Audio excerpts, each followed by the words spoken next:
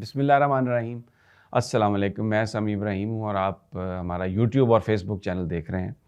आज 2-3 अहम ख़बरें हुई हैं। मैं आपको बताऊँगा कि आज जो इस्लामाबाद हाई कोर्ट ने ख्वाजा आमिर फ़ारूक साहब ने इमरान ख़ान की साइफ़र केस में ज़मानत की दरख़्वास्त जो मुस्तरद की है, ये 16 तारीख़ को फ़ैसला इसका रिज़र्व किया था। क्यों इसको रिज़र्व रखा और आज क्यों इसका ऐलान किया?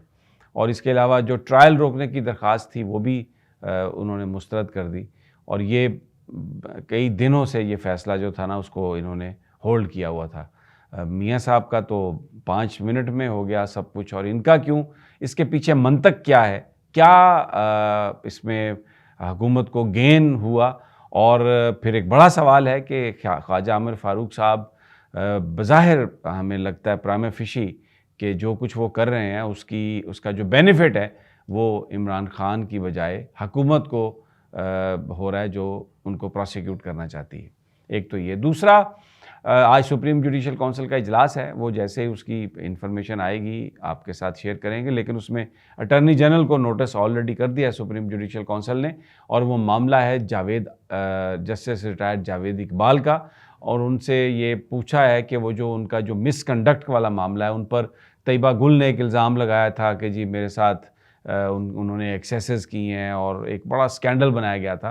तो काज़ी फ़ायज़ ईसा साहब या सुप्रीम जुडिशल काउंसिल बज़ाहिर अभी तक तो ये इत्तला है कि उस पर फोकस वो कर रहे हैं। अब देखना है कि आगे चल के मज़ाहिर नकवी साहब और भी बहुत सारी दरख्वास्तें हैं। काज़ी फ़ायज़ ईसा साहब के ख़िलाफ़ भी है, सरदार तारिक मसूद के ख़िलाफ़ भी है, कुछ के पर तो ओपिनियन आ चुकी है बंदयाल साहब की और इजाज़ुल एहसन साहब पर जो बातें थी। बहरहाल वेरी इंटरेस्टिंग, लेट्स सी क्या होता है। लेकिन जो एक और सबसे बड़ी अहम डेवलपमेंट है वो ये है कि जो फैज़ाबाद धरना केस था नज़रसानी, उसमें हुकूमत ने अमल दरामद के हवाले से अपनी एक रिपोर्ट जमा कराई है। वो रिपोर्ट हमारे पास आ गई है, वेरी इंटरेस्टिंग। ये 6 फरवरी 2019 को फ़ैसला हुआ था। तो अब जाके जब काज़ी फ़ायज़ ईसा साहब ने उस केस को लगाया तो फिर हुकूमत ने भी कोई थोड़ा सा वो उन्हें होश आया और एक फैक्ट फाइंडिंग कमेटी बनाई गई है। अपने जवाब में हुकूमत ने ये लिखा है और कहा है कि 1 दिसंबर तक टाइम दे दिया जाए। ये कमेटी जो है ये काम करेगी और ये फैक्ट फाइंडिंग है, ये ज़िम्मेदारान का तयन करेगी। मैं भी आपको उसके TOR भी बताता हूँ। कमेटी में है कौन कौन, वेरी इंटरेस्टिंग है। एक तो एडिशनल सेक्रेटरी इंटीरियर है उसमें, इसी तरह एडिशनल सेक्रेटरी जो हैं वज़ारत दिफ़ा के भी हैं और एक डायरेक्टर लिखा हुआ है ISI का। वो कौन से डायरेक्टर हैं ये हमें नहीं पता, नाम वाम तो नहीं दिया। मैं आपको, मेरे पास वो जो हुकूमत ने रिपोर्ट जमा कराई है मेरे पास ये पड़ी हुई है, मैं आपको उसमें से पढ़ के वो बता देता हूँ। अच्छा, अब इसमें जनाब कमेटी ने अपना पहला इजलास भी कर लिया और उसमें उन्होंने ये लिखा हुआ है कि अब जैसे मैंने कहा कि 1 दिसंबर तक आप दे दें टाइम, तो ये कमेटी जो है ये सब कुछ कर लेगी, आप रिपोर्ट्स अपनी वो बना लेगी। अच्छा जी, अब इसके जो TORs हैं वो मैं आपको बता देता हूँ कि क्या हैं, यानी ये कमेटी किन नुकात पर कायम करेगी। अच्छा जी, the committee has been asked to conduct an inquiry and fix responsibility as per following TORs। ये हैं जी, collect, examine and review all relevant documents, record and evidence. तमाम जो डॉक्यूमेंट्स हैं, जो सबूत हैं, शवाहिद हैं, जो कुछ भी फैज़ाबाद धरना से मुतल्लिक है ना, सारा वो उसको देखेंगे। दूसरी बात यह, record statement of relevant witnesses. अब रेलिवेंट विटनेसेस जो है इसमें बड़ा इंपॉर्टेंट है। उस वक्त ISI के सरबराह थे जनरल फैज़, यानी DGC थे गालबन वो, और फिर इसके अलावा DG ISPR जो थे वो जनरल आसिफ गफूर थे जो अब कोर कमांडर हैं बलूचिस्तान में, और भी बहुत सारे अफसरान थे, रेंजर्स के भी लोग थे। तो इन्होंने ये कहा कि record statement of relevant witnesses. अब ये कमेटी जिसको रेलिवेंट विटनेस समझती है उसको बुलाएगी, क्या फैज़ हमीद साहब को बुलाएगी, क्या जनरल बाजवा को बुलाएगी, क्या कोर कमांडर को बुलाएगी, बड़ा लेकिन इसमें कुछ मेंशन नहीं है। अच्छा, फिर इसमें assess the matter in the light of applicable laws, regulations and policies. यानी लॉ की नज़र में जो मौजूदा हमारा जो कानून है इससे रिलेटेड उस सूरत हाल में, उसके तनाजुर में इसको वो असेस करेंगे। Determine the role oblique direction of all concern related to management and handling of the matter. अब जो इस मैटर से मुताल्लिक तमाम जो लोग थे, यानी उसमें वज़ीर आज़म जो थे, वो वज़ीर दाखिला भी इसमें शामिल होंगे, और इसमें जो हमारी सिविल एडमिनिस्ट्रेशन के लोग हैं, आईजी वगैरह, वो भी होंगे। फिर इसके साथ साथ जो मैंने तज़किरा किया पहले, जो हमारे अस्करी हुकाम हैं उनका भी। तो ये सबके रोल डिटरमिन करेगी और जिसके बारे में समझेगी, जैसे ऊपर गया उसका स्टेटमेंट भी ये रिकॉर्ड करेगी। Submit A report along with the recommendations, और ये एक रिपोर्ट देगी अपनी सिफारिशात के साथ हुकूमत को।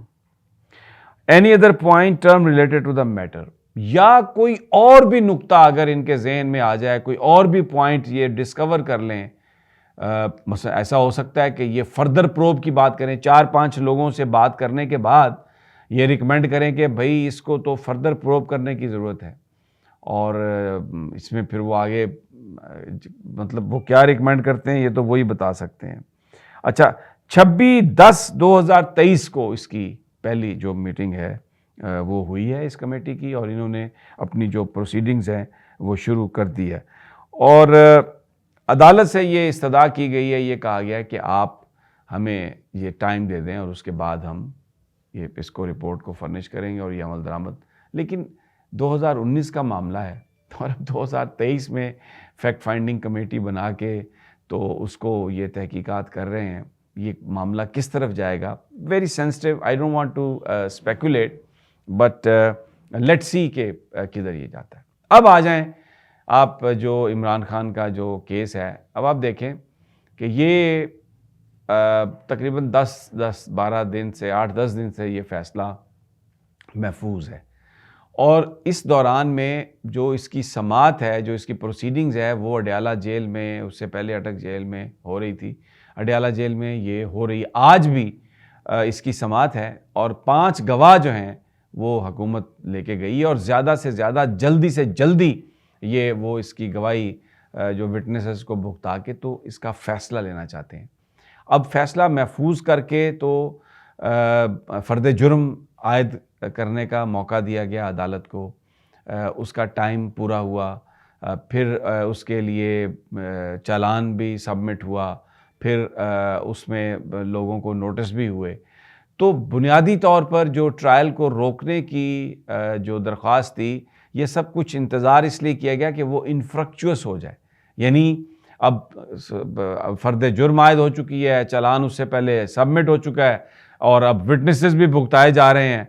तो अब इस मौके पर आके जो अदालत है वो कैसे इसको रोकेगी। बिल्कुल जैसे तोशाखाना केस में सुप्रीम हाई कोर्ट ने और फैसले रिज़र्व रखे, उन फैसले उन चीज़ों के नहीं किए, मेंटेनेबिलिटी पे नहीं किया, जो उनके विटनेस जो वो चाह रहे थे इमरान खान अपने पेश करने, उनको जब ट्रायल कोर्ट ने इजाज़त नहीं दी, तो जब वो हाई कोर्ट में आए तो उस पर भी फैसला महफूज कर लिया।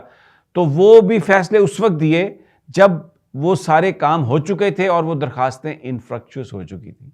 तो अब इस्लामाबाद हाई कोर्ट ने फिर दोबारा साइफर केस में चीफ जस्टिस ख्वाजा आमिर फारूक ने प्राइमा फेशी एक सहूलतकारी, मैं इसे कहूँगा प्राइमा फेशी, मतलब लगता ऐसे है, मैं ये नहीं कह रहा कि उन्होंने ये किया है, क्योंकि मैं तौहीन अदालत में नहीं फंसना चाहता, मैं कोई इल्ज़ाम नहीं लगा रहा। जो मुझे लग रहा है, जो वकीलों को बहुत सारे जिनसे मेरी बात हुई है, जो उनको लग रहा है कि ये जो डिले हुआ है इसका जो बेनिफिशरी हैं वो प्रोसिक्यूशन है, इसकी बेनिफिशरी हुकूमत जो सज़ा देना चाहती है इमरान खान को कि ये दरख्वास्तों का फ़ैसला उस वक्त कि जब बहुत सारे मामला जो हैं, ख़ास तौर पर जो साइफर ट्रायल है उसको रोकने का मामला, वो दरख्वास्तें उससे अब इनफ्रक्चुअस जो हैं वो हो रही हैं। बहरहाल सुप्रीम जुडिशल काउंसिल अभी कोई जैसे ही फ़ैसला करती है या और कोई इन्फॉर्मेशन हमारे पास आती है तो आपके साथ शेयर करेंगे। तब तक इजाज़त, अल्लाह निगहबान।